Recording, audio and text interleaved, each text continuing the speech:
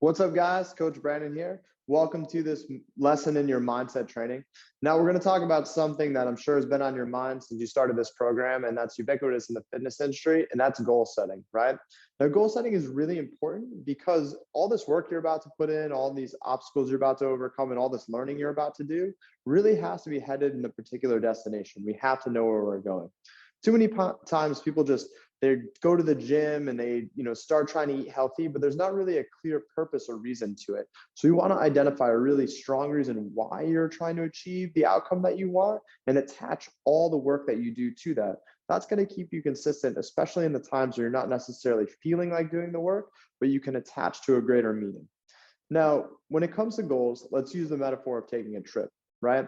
Now we have turn-by-turn directions. You can know which streets to take, different routes. But if you don't know where your ultimate destination is, then there's really no point in taking off on the journey. And that's the same thing in fitness. If we don't have an idea of what the outcome you'd like from all the work you're putting in, that turn-by-turn directions of like the particular training style, the nutrition strategy you're going to follow, then it doesn't really matter. So our first step is we have to identify the what or the eventual outcome. So I use this process with all my clients and it's been really successful, and I know it's going to help you too. The first thing that I want you to do is just find a quiet place, take 5, 10, 15 minutes, and either think or write down about what is the best possible outcome from all this work you're about to put in. Are you going to be 20 pounds lighter? How is your life going to be different? How are things different once you've achieved the thing you want to achieve, right? So if you're like, I want to put on 10 pounds of muscle, okay, what does that look like? What does the world around you look like that at that time? How are you different? How do you feel different? How do people treat you different? How is your life improved from that outcome, whether it's weight loss, weight gain through muscle, or just living a healthier lifestyle? So I want you to really solidify what is that concrete outcome, and you can either write that down or visualize it. Once we know the what, then we're going to go back and we're going to figure out the why, because everything important starts with why, right?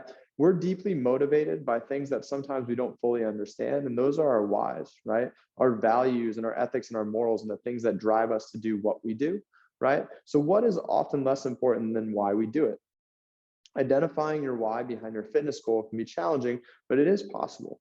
So say that, for example, you wanted to lose 20 pounds. I might ask you, that's a great goal, definitely achievable. But why do you want to lose that 20 pounds? And you might say, well, I just want to feel better. Well, it's like, okay, why don't you feel good now? Well, I went to go put a pair of pants on and they were too tight. I couldn't quite get them on. Okay, now we're getting somewhere, right? So the why isn't really the 20 pounds. That's just the what. The why is confidence, right? You want to feel like yourself. You want to feel like you put those jeans on and look good in them. You want people to acknowledge that and say like, hey, what are you doing? You look really good, right? That's the why. The deeper why is to feel better about yourself and gain some confidence. So once you know your what, then I want you to work on same practice. What is your why? What is achieving your goal going to tell you about yourself and tell you about yourself to others, right? So what are others going to think about you? What are you going to think about yourself? Because we're tribal, we interact in a group, right? So why is very, very important. Once we have the what and the why, now we got to figure out the how. And that's where we start with SMART. So SMART is an acronym that stands for specific, measurable, achievable, realistic, and timely goals. So let's use our example of losing 20 pounds. That's a very specific goal, right? We're going to lose 20 pounds, let's say in 4 months, and it's measurable, right? We know we can get there, we can lose 20 pounds. Is it achievable? Well, if you're an 80-pound person, losing 20 pounds probably isn't achievable. Or if you work 90 hours a week and you have no time to get to the gym, then it's probably also not achievable. But if you can get to the gym maybe 3-4 days a week, you have the time to prepare your own food, and you have the support system of the people around you, it's probably achievable. Also, you have to ask yourself, is it a realistic goal, right? So in the example, if you're 80 pounds, you're trying to lose 20, probably not a realistic goal for you. You need to just go back to the drawing board and set something that's healthier and more realistic. And finally, is it time constrained? You don't want to say, well, I'd like to lose 20 pounds sometime, right? That's too open-ended. You want to say, I want to lose 20 pounds at the 4-month mark, right? So those are SMART goals. So as part of your assignment for this activity, I want you to set a SMART goal once you've identified the what and the why of your goal. So we'll work through that within this lesson as well. Once you have the goal written out and it fits those SMART criteria, we have to go through a process called WOOP, right? And WOOP stands for wish, outcome, obstacle, and plan. right? Now we already kind of did the wish part, and that's the vision or the what, the idealized outcome, your dream vision. And the outcome is the tangible benefit that you're going to get from that. So in this case, 20 pounds. So wish is I'd like to lose 20 pounds. Outcome is my pants fit better. I look good on the beach. Everything's great. My life is awesome. Here's the part that most people miss, right? And I'm sure you've heard of the power of positive thinking. Oh my God, life is going to be amazing. Everything's going to be awesome. All I have to do is dream it to achieve it. Yeah, nice try. We live on planet Earth, right? And things happen. Obstacles pop up in the way. So the way that we make sure we overcome those obstacles is we plan for them ahead of time. So one obstacle could be that at your work, they bring unhealthy food in every day to lunch, right? And you're trying to lose some weight. So what can you do? That's the obstacle.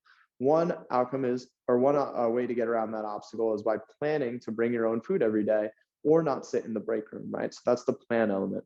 So wish, envision sort of what you want.